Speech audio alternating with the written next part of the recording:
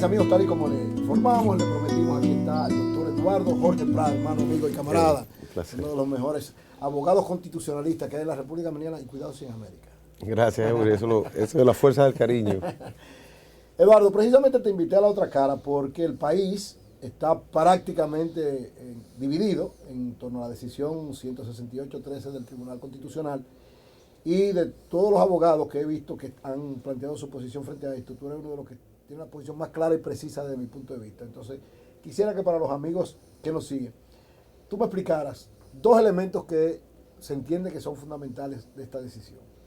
El Tribunal Constitucional decide que están en tránsito todas las personas que desde 1928 hasta la fecha no tuvieran su problema legal resuelto, la definición de este tránsito.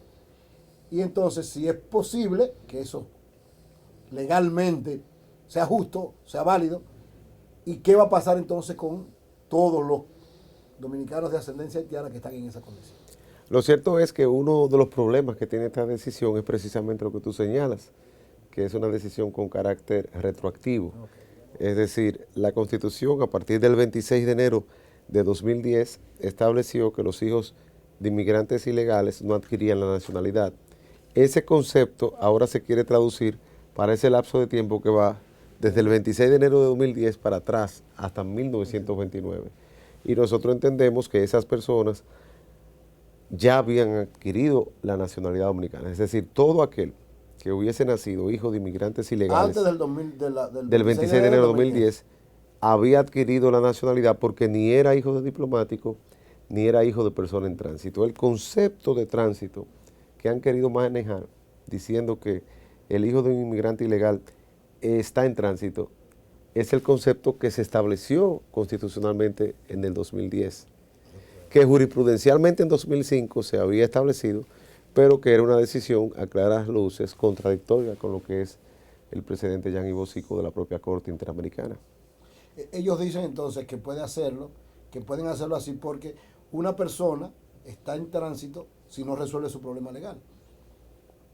Pero precisamente lo que dijo la Corte Interamericana fue que el estatus migratorio de los padres no podía conducir a un despojo de nacionalidad de sus hijos y que no podía considerarse que estaban en tránsito personas que tenían 10, 15, 20 años radicados en el país, que es el concepto de tránsito que nosotros asociamos a la temporalidad, a la provisionalidad de alguien que está de paso por un lugar. Es decir, que era claro de que estos dominicanos, a pesar de que sus padres estaban en una situación de ilegalidad como extranjeros, un estatus migratorio ilegal o irregular de indocumentación, estas personas nacieron en territorio dominicano. Estas personas nunca han visitado Haití, no hablan creol. Estas personas han sido socializadas en lo que es la República Dominicana, que es el régimen del ius soli. Incluso la palabra nación viene de nacer. Es decir, todo el que nace en este territorio se supone dominicano. Y yo creo que eso es positivo, que muchas personas quieran ser dominicanos. Cuando los dominicanos cogemos yolas para irnos a Puerto Rico, hay personas que vienen aquí porque esta es la esperanza de ellos, de hacer una familia, de crecer, de desarrollarse. Y yo creo que lo que nosotros debemos hacer es integrar a esos nacionales y, lógicamente, aplicar las leyes migratorias a aquellos que todos los días entran en lo que es el tráfico ilícito de personas por la frontera, que nadie niega que hay un derecho a repatriarlos ordenada e individualmente. Dicen los que defienden la posición del Tribunal Constitucional, dicen que no hay retroactividad de las leyes porque supuestamente desde 1929, que ellos están planteando que desde ahí venga, se plantea el asunto este del tránsito. No, pero es que precisamente si tú lees los trabajos preparatorios de 1929, notarás que la idea era precisamente poblar la isla. Y por eso se dejan dos excepciones muy claras. Hijos de diplomáticos y personas que estuvieran en tránsito, los que venían en barcos, que venían de Inglaterra, venían de otros lugares, que tenían hijos aquí, eso no se suponían que eran dominicanos. Pero aquel que vino a trabajar de Cuba, de Puerto Rico para acá, que se radicó aquí, ese tenía una intención de establecerse en nuestro país. Y esa situación, ese texto constitucional prevaleció justo hasta las 10 de la mañana del 26 de enero de 2010, cuando entra en vigor la nueva Constitución. dicen ellos también, hay una situación con la Corte Interamericana, que para este tipo de decisiones nosotros tenemos soberanía y que no es vinculante cualquier decisión del Tribunal Constitucional con la Corte Interamericana. No, precisamente nosotros, por el mero hecho de haber ratificado la Convención Americana sobre Derechos Humanos, por el solo hecho de habernos adherido a la competencia de la Corte Interamericana de Derechos Humanos, nosotros reconocemos el valor vinculante de esas decisiones.